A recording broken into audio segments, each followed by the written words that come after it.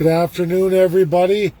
I guess it's different times for different folks, but I'll tell you, going out with the Canadian Constitutionalist Party, the big C, little c constitutionalism in the logo, a lot of people, I'm seeing a lot of trolls coming forward from Ontario, but overall, as I go through Toronto and through the northern half of Ontario here, I'm getting a bigger and bigger absorption of people that are gravitating to this grassroots movement.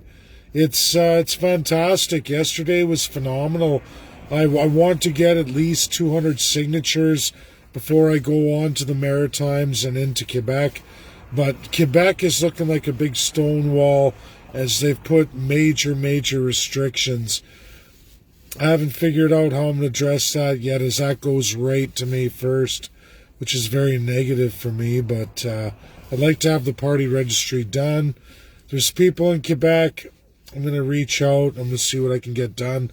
I actually have a friend going to Montreal not this weekend, the weekend following it, but this weekend I'm going to Ottawa. I'm going to get up there and talk to everybody in suit and tie.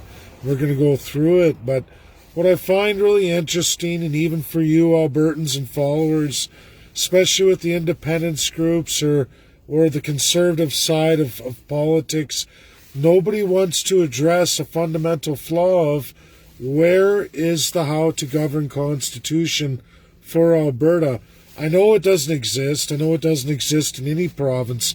That is absolutely, if anyone follows any of the links I provided, not afforded to any country within a 3,000 square mile radius of Canada.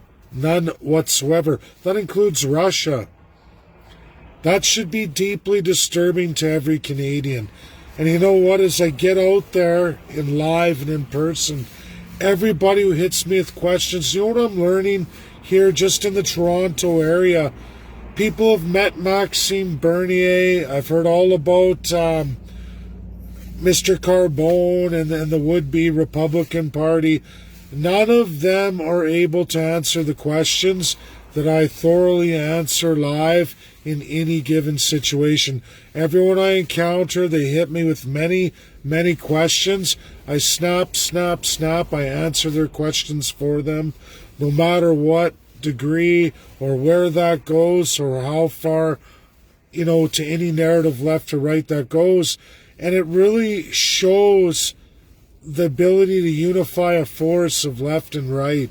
I think this will be tremendous. I know it's going to be tremendous.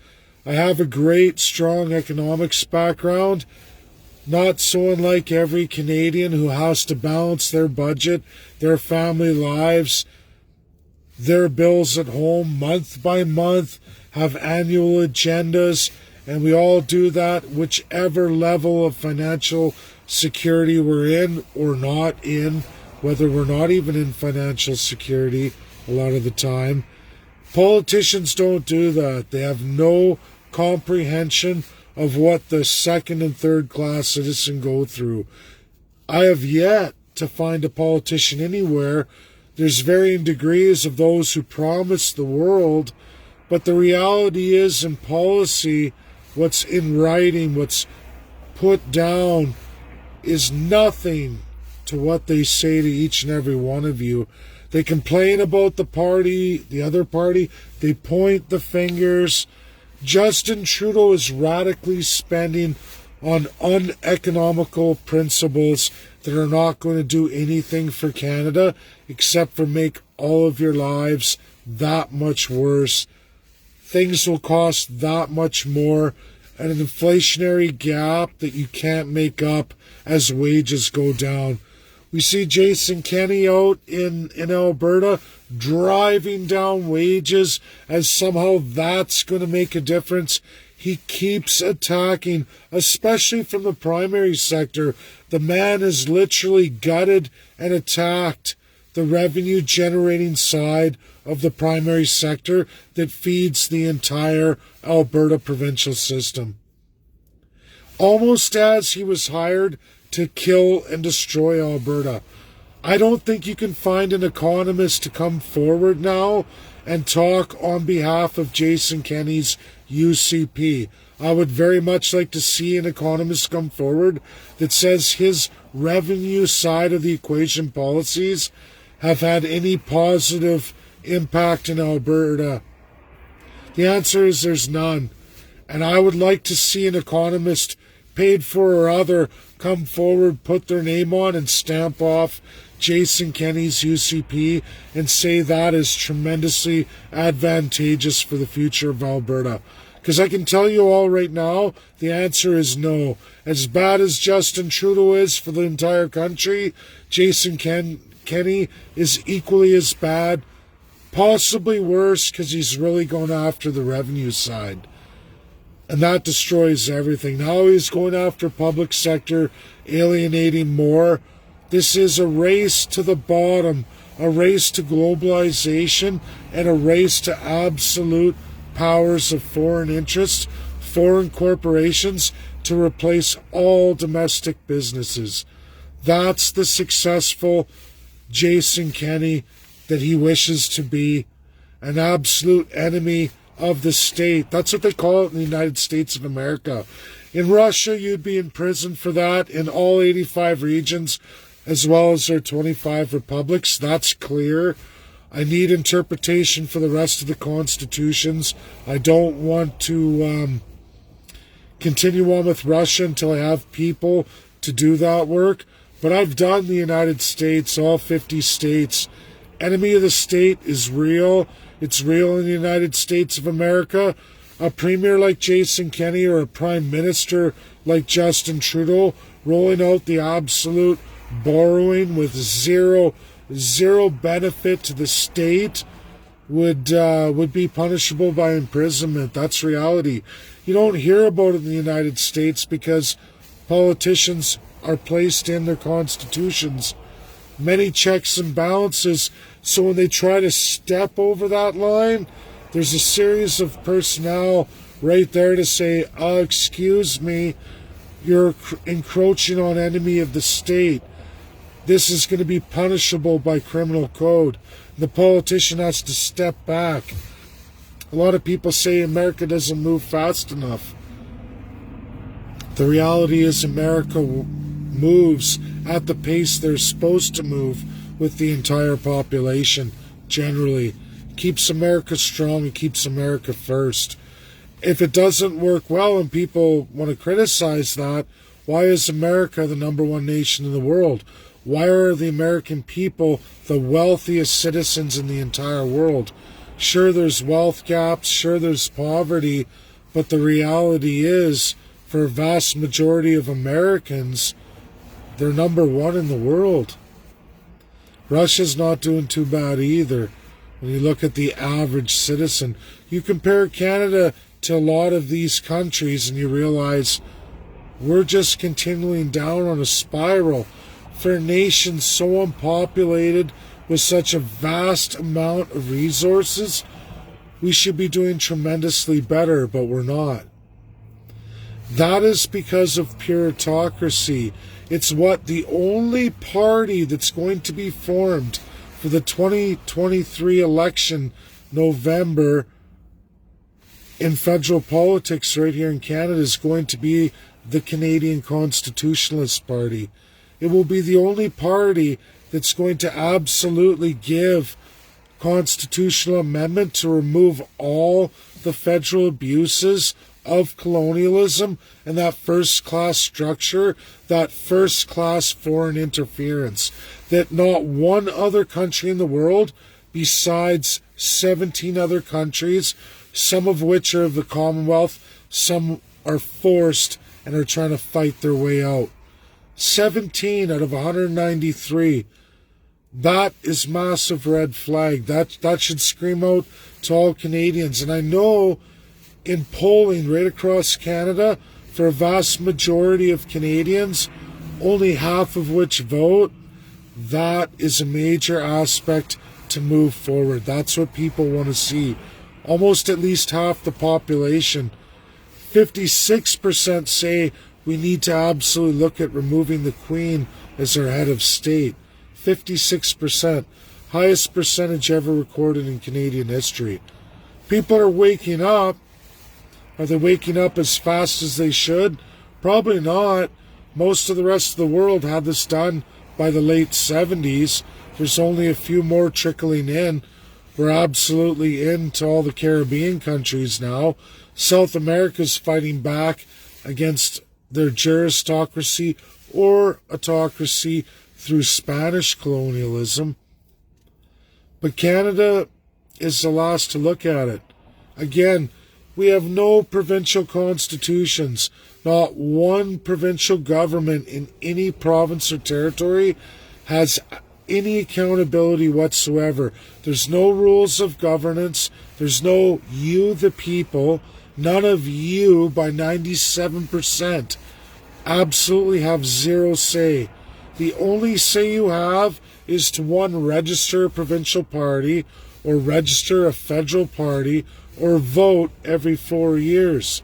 That's all you really have cemented in law, constitutionally. That's it. Everything else is subject to a first-class citizen and retrospectively of whoever you elect as prime minister or premier, because they work together, regardless of left or right. NDP, Green Party, Bloc Québécois, we can go on, Maverick Party, we can go on to all the parties that lived before, Maxime Bernier's People's Party of Canada. None of them have been in the position to hold that office or absolutely deal with the concept of colonialism as the power in hand, taking the crown and putting it on their head. When you explain it to all of them, they all have the same reaction. Oh, I don't want to address that. So that tells me absolutely they've already been indoctrinated in the liberal conservative spectrum. They've already been fully aware as either sitting MPs or MLAs of the past that they know the goodie bag of keep your mouth shut, keep your head down, fight for your chance to put the crown on your head. Fight for your chance to take full authority all over all the people of Canada. And that's what they all do. You will not find one party besides the party that I'm forming right now, Canadian Constitutionalists Party, that's going to address the absolute abuse of the Canadian system, both federally, provincially, and in independence, any province or territory that wishes to leave. To give you the tools, the codified and uncodified small c constitutional powers outlining how you're to be governed. Checks and balances, rules, all democratic nations on this earth have them. Canada is in that group, but does not have any of them. Do you know that Africa, for a large part, a third world continent in large margin, has gone extremely much further than Canada on this road to independence, with absolutely twice the amount of abuse, much less the resources and wealth, and they got it done. Mind you, it was done by violent means. America went through it. They did it by violent means. India went through it, much a third world country. They got it done, and they're growing as a nation now today. I answer questions. I had a couple of young fellas right here in Toronto, real smart guys, and they hammered on me. They're educated, possibly university students at the University of Toronto. I didn't ask, but they grilled me. They grilled me on many questions. And China came up, and they said to me, well, look at China. And then I said, and I cut them off, and I said, I have a question for you guys. I said, how much land is available to the average Chinese citizen in China? They didn't know the answer, and I gave it to them. I said, 24% of China, communist China, 24% of the country is afforded to the people. Meaning people can purchase leases, somewhat exactly like the Canadian system. We have property rights, but you have property tax, meaning you're paying a lease agreement. If you don't pay your property taxes within 3 years, they take your property away from you. Okay? You can mortgage your house, you can get all that. There's lease, and then there's ownership. At least we have that ownership. But the question was posed to these two guys. I said, how much of Canada is afforded to the average Canadian citizen? And they didn't know that the answer to that either. I said, well, it's 17%. Communist China, 24%. Colonialism here in Canada, the constitutional monarchy, 17%. China, Canada. Now we look at USA. I said, now let's go over to USA, who went independent 200 plus years ago. How much land in the United States is afforded to the average American of the country? They didn't know the answer to that question. I said, well over 87%.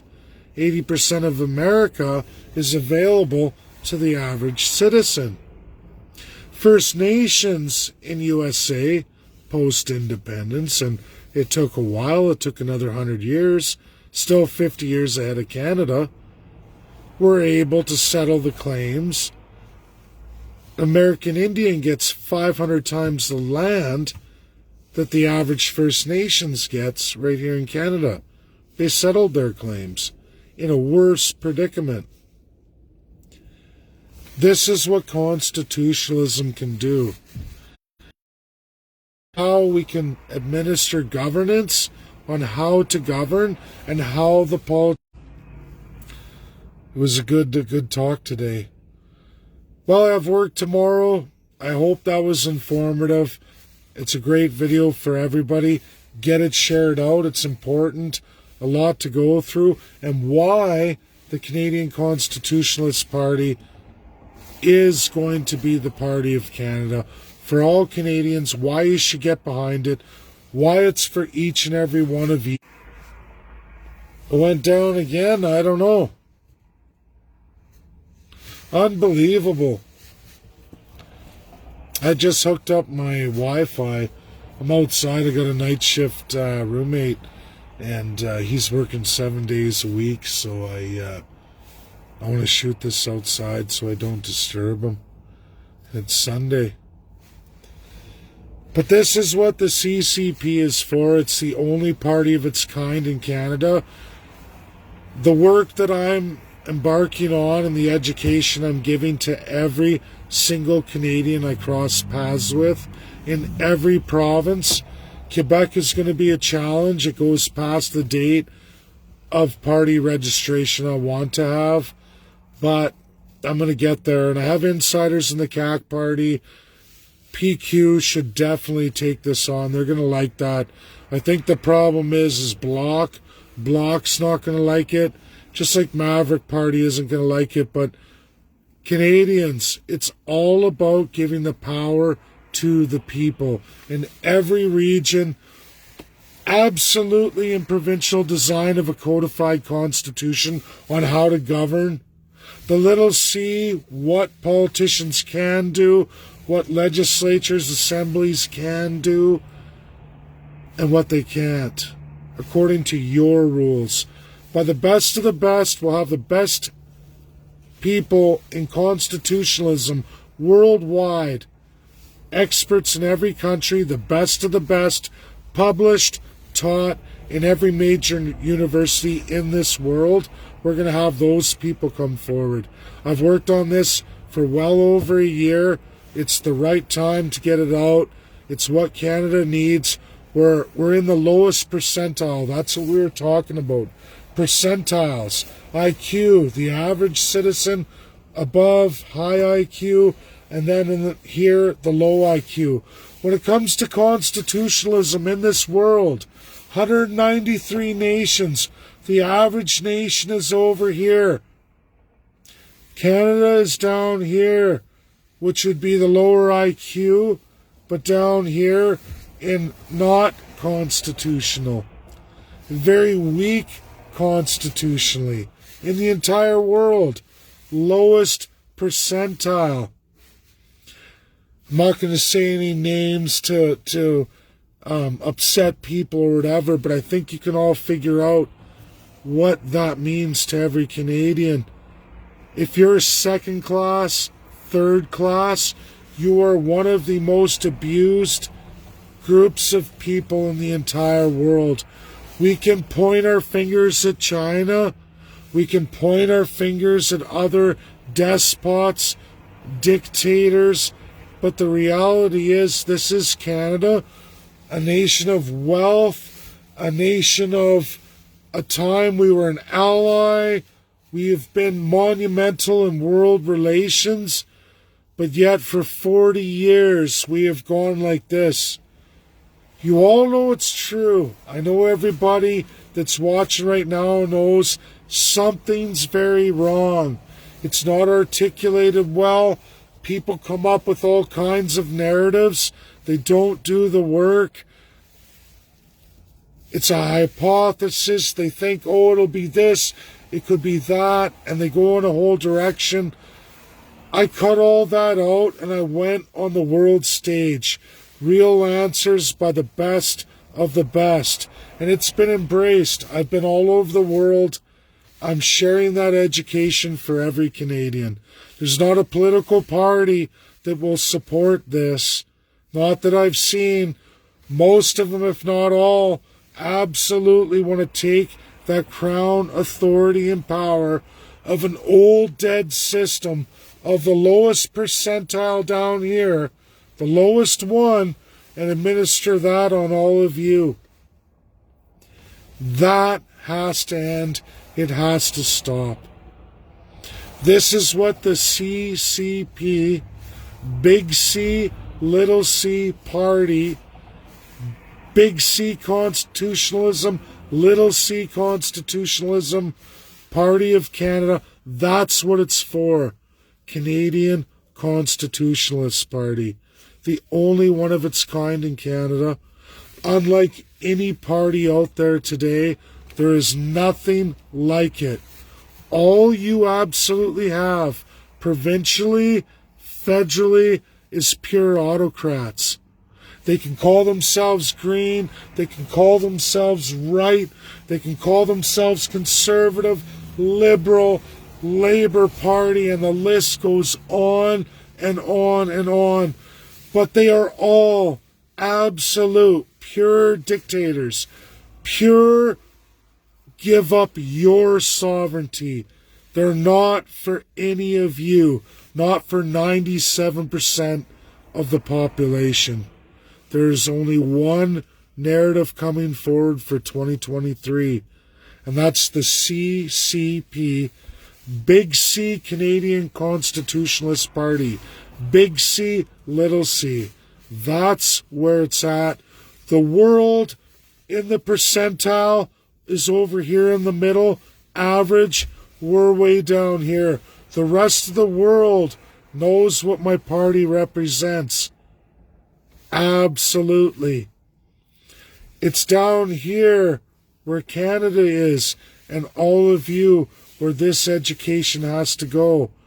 A once-in-a-lifetime opportunity to bring Canadians from there to at least here, if not back to a time when Canada was up here at the top percentile. We're way down here, everybody.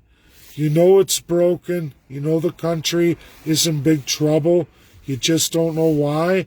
This is the party to give the why, how to get out of it, and where we go from here for everybody.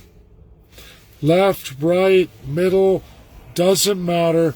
It's about up and down, autocracy up here, Canadian Constitutionalist Party, you the people down here, your going to lead this forward, because the best of the best in the world are going to give you that on a stage, listen to you, and let you from every single region, ethnicity in Canada, in your language of preferred, get that education to be a strong citizen, to know how to change this system. That's the CCP, Canadian Constitutionalist Party. Share it out. I'm going to be doing it in Toronto and the Greater Ontario anyway. I will spend my time and get this done. But you can help. If you know someone in Ontario, share, because they don't know. Thank you. Bye now.